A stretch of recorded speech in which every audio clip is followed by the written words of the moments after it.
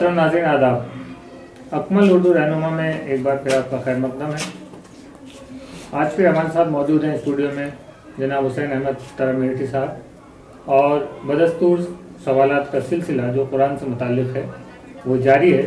تو آئیے آج کے پروگرام کو شروع کرتے ہیں اور دیکھتے ہیں آج کے قرآن سے متعلق کیا سوالات ہیں، اور ان کے جوابات قرآن کی روشنی میں لینے کی کوشش کرتے ہیں اور سمجھنے کی کوشش کرتے ہیں ان سوالات کے کیا جوابات جو ہے وہ قرآن ہمیں دیتا ہے۔ جناب آپ کا اسٹوڈیو میں بہت خیر مقدم ہے، جزاک اللہ۔ آج کا جو ہمارا پروگرام ہے اس کا جو موضوع ہے، مین جو ٹاپک ہے وہ یہ ہے کہ ہم اس بارے میں گفتگو کریں گے کہ کیا صرف قرآن ہی وحی ہے، یا قرآن کے علاوہ بھی کوئی ایسی کتاب ہے یا کچھ چیزیں ایسی ہیں جن کو ہم وحی کے زمرے میں رکھ سکتے ہیں۔ اور آپ جانتے ہیں کہ ایک ایسا ٹاپک ہے کہ جس پر ظاہر سی بات اختلاف ہے۔ کچھ لوگ جو ہے قرآن کے علاوہ بھی جیسے حدیث ہے اس کو وحی کہتے ہیں، اور بھی بہت ساری چیزوں کو وحی کے زمرے میں رکھتے ہیں۔ تو ہم آج یہ جانیں گے کہ قرآن اس ضمن میں کیا پیغام دیتا ہے اور قرآن کیا وضاحت کرتا ہے اس سلسلے میں۔ تو چلیے شروع کرتے ہیں ہمارا پہلا سوال۔ محترم جناب، سب سے پہلے میں آپ سے یہ جاننا چاہتا ہوں کہ وحی دراصل کہتے کسے ہیں؟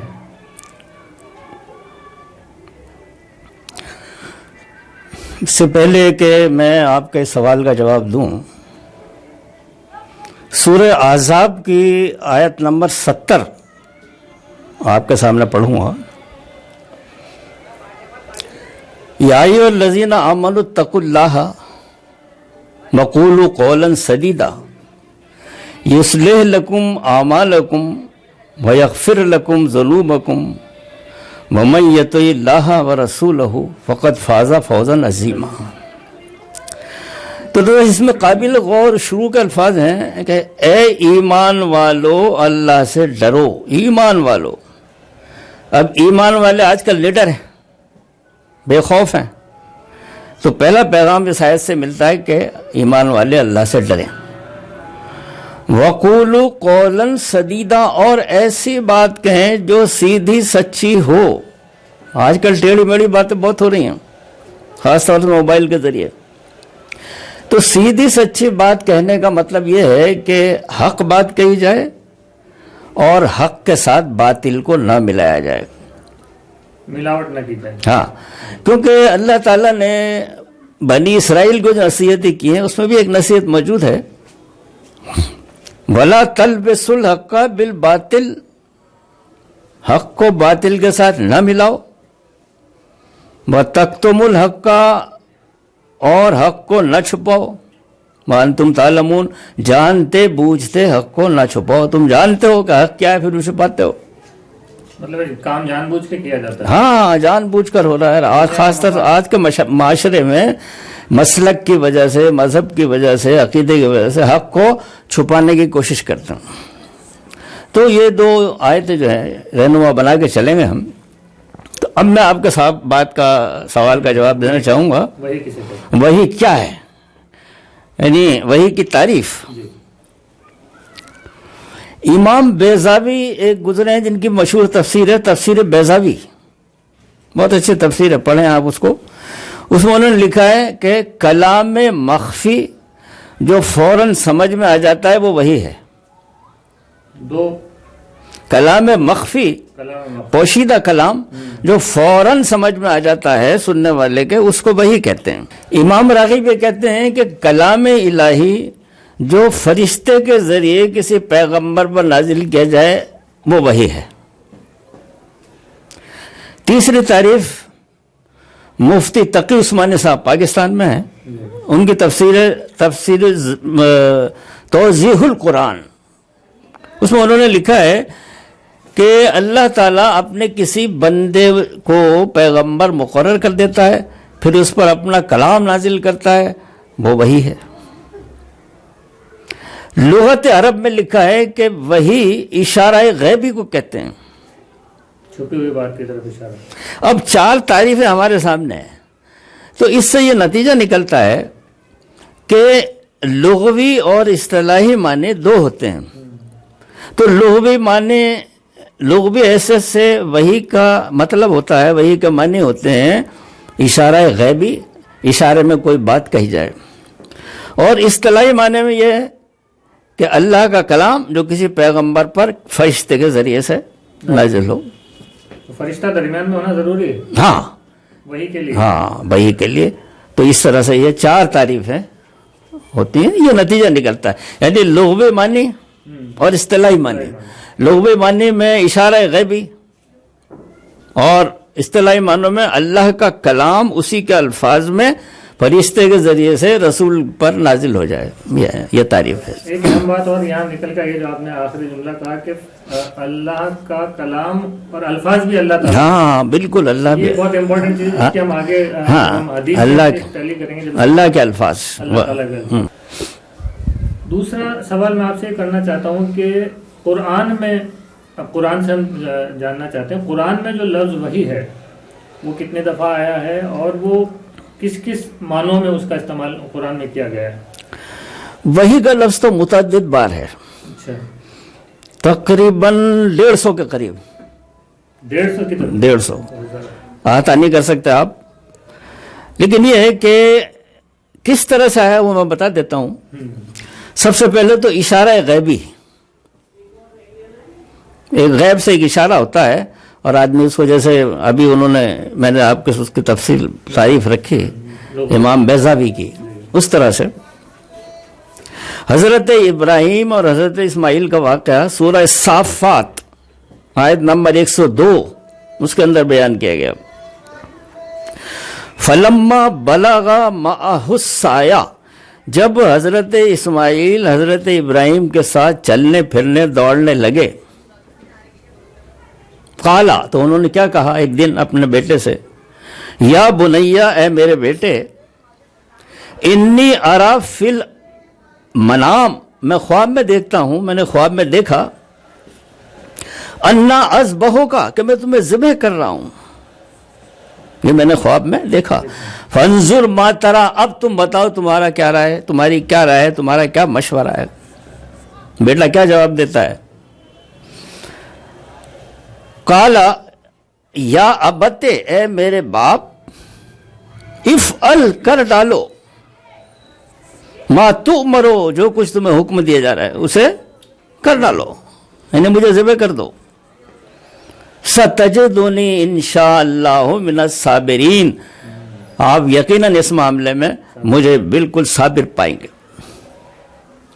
اب سوال یہ ہے کہ حضرت ابراہیم نے خواب دیکھا، لیکن مطلب سمجھنا حضرت اسماعیل، آپ دیکھیے وہ کہہ رہے ہیں کہ یہ اللہ کا حکم ہے، اس کو کر ڈالیے، حالانکہ اشارہ غیبی ہے، کوئی حکم نہیں ہے، خواب دیکھا ہے کہ میں اپنے بیٹے کو ذبح کر رہا ہوں، اشارہ ہے، اللہ نے حکم نہیں دیا تم اپنے بیٹے کو ذبح کرو، ڈائریکٹ حکم نہیں ہے، ہاں، تو یہ اشارہ تھا، اس کو حضرت اسماعیل نے سمجھ لیا اور کہا کہ جو کچھ حکم دیا جا رہا ہے اسے آپ کر ڈالیے، میں صبر کروں گا اپنے ذبح ہونے پر۔ یہ اشارہ غیبی قرآن کے اندر موجود ہے، یہ پہلی تعریف اس کی قرآن میں آئی ہے اشارہ غیبی کے سلسلے میں۔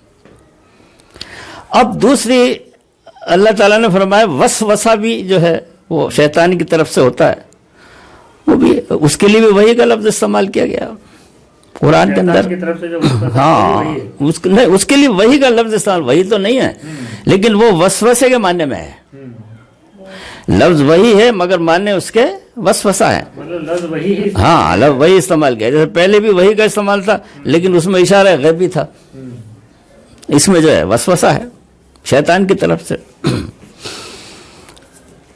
آیت نمبر 121 سورہ انعام، وَلَا تَأْكُلُوا مِمَّا لَمْ يُذْكَرِ اسْمِ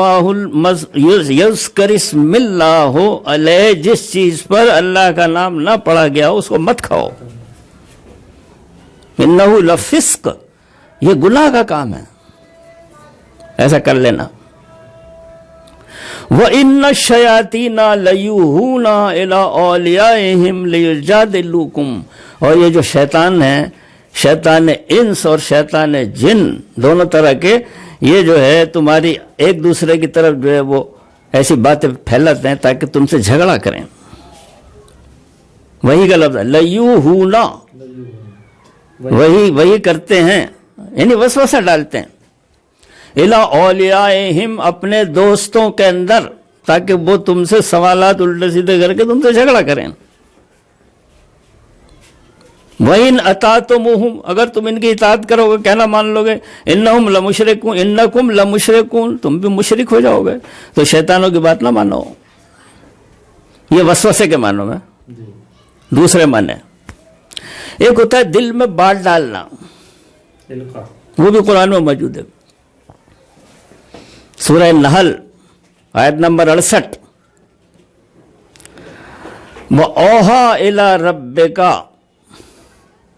اللہ نے وحی بھیجی، تمہارے رب نے وحی بھیجی، إِلَى النَّحْلِ، شہد کی مکھے کی طرح، أَنِ اتَّخِذُوا مِنَ الْجِبَالِ بُيُوتًا، پہاڑوں میں اپنے گھر بنا، وَمِنَ الشَّجَرِ، اور پیڑوں پہ اپنے گھر بنا، وَمِمَّا يَعْرِشُونَ، اور جو کچھ یہ ٹٹیاں اور چھتریاں لگاتے ہیں بیلے چڑھانے کے لیے، چھتریاں، تو ان پر بھی تم گھر بناؤ۔ تو یہ دل میں بات ڈالی گئی شہد کی مکھی کے، تو جبرائیل علیہ السلام نہیں آئے، دل میں بات ڈال دی ویسے ہی فطری طور سے، تو جو شہد کی مکھی گھر بناتی ہے۔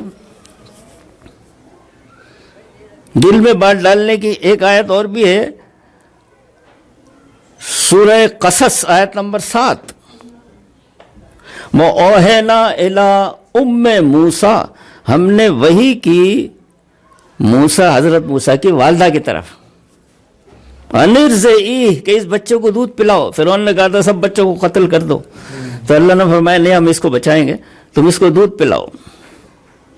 فَإِذَا خِفْتَ عَلَيْهِ، اور جب تمہیں خوف محسوس ہو اس کے بارے میں کہ فرعون اسے قتل کر دے گا، فَأَلْقِهِ فِي الْيَمِّ، تو اس کو دریا میں ڈال دینا۔ اگر خوف ہو جائے کہ فرعون پکڑ لے گا تو اسے دریا میں ڈال دینا۔ وَلَا تَخَافِي وَلَا تَحْزَنِي، نہ خوف کرنا نہ افسوس کرنا۔ کتنے بہترین الفاظ اور کتنی اچھی تعلیم دی جا رہی ہے، دل کے اندر ڈالا جا رہا ہے، کوئی فرشتہ نہیں ہے موجود، دل میں بات ڈال لیے۔ وَلَا تَخَافِي وَلَا تَحْزَنِي اِنَّا رَادُّوهُ إِلَيْكَ، ہمارا وعدہ ہے ہم اسے واپس تمہاری طرف لوٹا دیں گے۔ وَجَاعِلُوهُ مِنَ الْمُرْسَلِينَ، اور اسے پیغمبر بنا دیں گے، رسول بنا دیں گے۔ اللہ نے فیصلہ کر لیا، تم ڈرو مت، دریا میں ڈال دینا اگر فرعون اس کو پکڑ لے، کوشش کرے۔ یہ دل میں بات ڈالنے کی بات، یہ اس طرح سے قرآن میں آیا ہے۔ ایک تو اشارہ غیبی، ایک وسوسہ، اور دل میں بات ڈالنا۔ اب چوتھی بات وہ رہ جاتی ہے کہ جو خاص ہے کہ اللہ کا کلام اصطلاحی معنوں میں، یہ لغوی معنی تھے، اب اصطلاحی معنوں کے اندر ایک آیت ہے سورہ شورى آیت نمبر 7 ہے، وہ بھی وَكَذَلِكَ أَوْحَيْنَا إِلَيْكَ قُرْآنًا عَرَبِيًّا، ہم نے عربی کا قرآن تمہاری طرف اسی طرح نازل کیا جس طرح دوسرے پیغمبروں میں ہم نے وحی بھیجی۔ اس کا مقصد بھی بتا دیا، لِتُنذِرَ أُمَّ الْقُرَىٰ، مکے کے لوگوں کو ڈراؤ، وَمَنْ حَوْلَهَا، اور اس کے جو ارد گرد لوگ ہیں بے خوف زندگی گزار رہے ہیں، نڈر ہیں قیامت سے، آخرت سے، موت سے، ان کو بھی ڈراؤ۔ وَتُنذِرَ يَوْمَ الْجَمْعِ، جمع ہونے کا دن، قیامت کا، تمام انسانوں کو جمع کیا جائے گا جتنے بھی ہیں، اس سے ڈراؤ، لا ریب فیہ، جس میں کوئی شک بھی نہیں ہے۔ وَتُنذِرَ يَوْمَ الْجَمْعِ لَا رَيْبَ فِيهِ، قیامت کے دن سے ان کو ڈراؤ۔ تو اس طرح یہ جو ہے اصطلاحی معنوں میں ہے۔ فرشتہ لایا، جبرائیل علیہ السلام اللہ کے رسول کے دل کے اوپر لائے، یہ اس طرح، یہ اس طرح قرآن کے اندر یہی معنی ملتے ہیں، چار طرح سے، چار: اشارہ غیبی، وسوسہ، اور آپ کے جو ہے دل کے اندر بات ڈالنا جس میں فرشتے کا توسط نہ ہو، اور پھر فرشتے کے توسط سے وہ اصطلاحی معنوں کے اندر چار طریقے، یہ چار تعریف ہے، یہ قرآن میں ملتے ہیں۔